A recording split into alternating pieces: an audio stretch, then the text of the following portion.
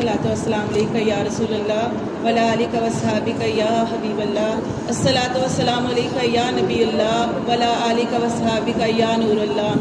अल्लाह ताला कुरान मजीद में इरशाद फरमाते हैं सूरतुल बकरा के अंदर, वला नबलुवन्नकुम बिशैइन मिनल खौफि वल जूइ व नक्सि मिनल अमवालि वल अनफुसि वस्समरात वबश्शिरिस साबिरीन।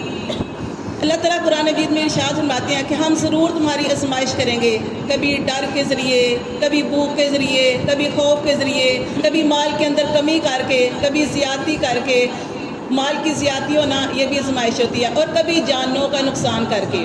जैसे कि आप जानते हैं कि ऐसे ही होता है, कभी माल के अंदर फ़ायदा हो जाता है, कभी नुकसान हो जाता है, अगर कभी गरीबी आ जाती है। ये सारी अल्लाह की तरफ से आजमाइश होती है। और कभी कभी क्या होता है कि इंसान दुनिया से चला जाता है, छोटा सा बच्चा भी दुनिया से जा रहा है, जवान भी जा रहे हैं, बूढ़े भी जा रहे हैं। तो ये क्या है,